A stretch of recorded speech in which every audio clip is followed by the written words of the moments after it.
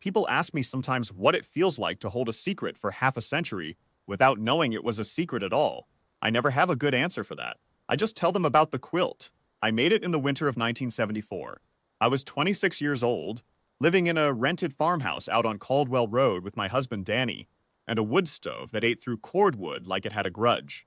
We didn't have much. We had each other, a half-broke pickup truck, and a dog named Hector, who slept on the porch even in January. That was about the sum of it, and at 26 I thought it was plenty. The patch turned up in late November, maybe a week before Thanksgiving. I was walking the road's edge, looking for the mail, which the carrier sometimes dropped short of our box when the mud was bad, and I saw it lying in the frozen grass along the shoulder. A piece of leather about the size of my hand. It had a shape sewn into it in black and gold thread, something like a set of crossed anchors over a flame, and around the edge, words I couldn't fully read because the stitching on one side had pulled loose. I could make out two, iron vow. The leather was stiff from the cold but not rotten. Somebody had made it carefully. Somebody had cared about it.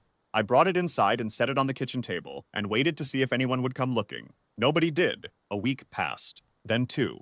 I asked around at the feed store and the diner in town and got nothing but shrugs. So I did what women in that county did with things that were too good to throw away and too mysterious to display. I sewed it into the quilt I was piecing together for the bedroom, right in the center panel, leather face up, so the design showed through like a window. It made the quilt heavier in that one spot, and I liked that. It felt like ballast. Danny was gone by March of 1975. A pickup truck, a slick road, a telephone pole on Route 9. He was 28. We had been married 4 years, and I did not know for a long time afterward what to do with the shape of a life that had been built for two. I stayed on the farm. I kept working. I kept the quilt. 50 years is a long time to carry something you don't understand.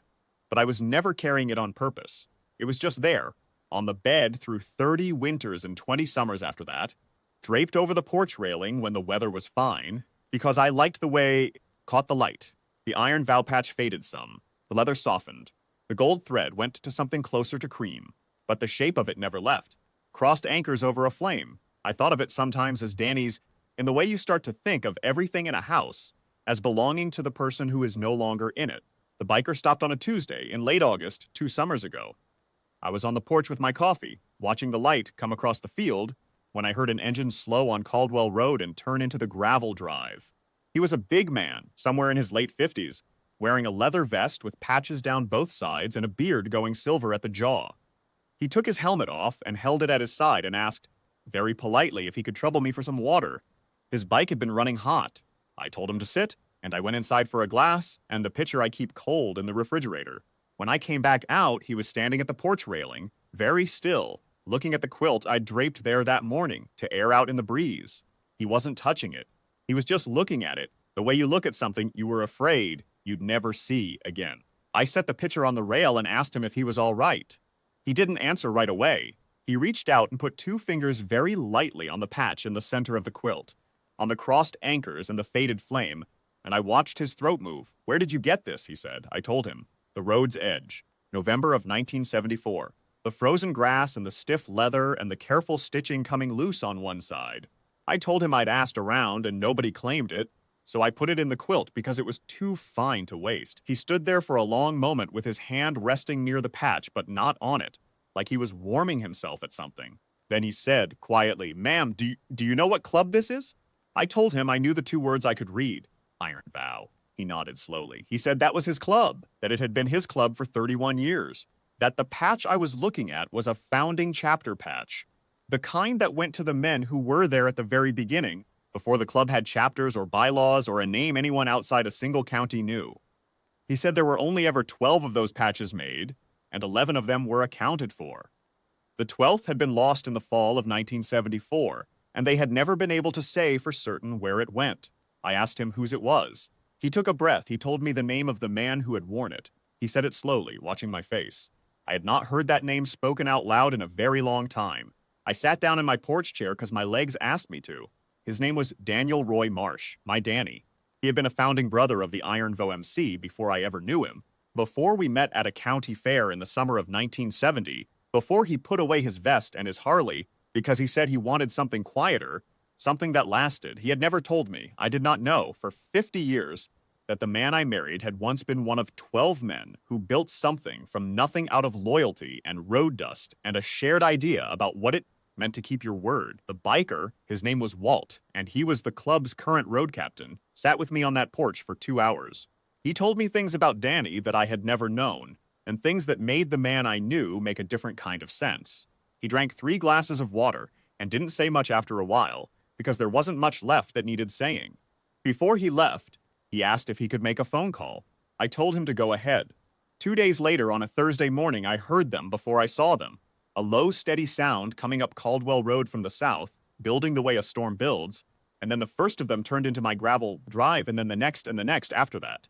72 riders. They came in slowly, 2 by 2, and they filled the drive and lined the road's shoulder on both sides, and some of them pulled onto the grass at the field's edge, and they cut their engines one by one until the quiet that followed was the deepest quiet I had heard in years. Walt came to the porch steps. He had a man on his left who he introduced as the club president, and a woman on his right who turned out to be the club's historian, and she was carrying a leather case. The president took off his helmet and held it in both hands and looked at me and said they had come because a founding brother's widow deserved to be known. He said that Danny's name was on the wall of their chapter house, and that his patch, if I was willing, belonged back with the club or with me as I chose. He said that either way, they wanted me to know that the Iron Vow did not forget its own. I looked out at 72 men and women sitting on their bikes in my gravel drive, with their engines quiet and their hands in their laps, waiting. I told them Danny would have loved this. I told them he would have pretended he didn't, and then he would have loved every second of it. A few of them laughed at that, the way you laughed when something is true and also hurts a little. I kept the patch. I told them that. It had been in my quilt for 50 years and it would stay there until I was done needing it. But I asked if they would come back sometime, and Walt said they would, and I believed him. They started their engines in a long rolling wave and pulled out of my drive the same way they had come, in 2 by 2, until the road was empty and quiet again, and all that was left was the smell of the morning and the sound of the field and the quilt on the porch railing, moving a little in the August breeze.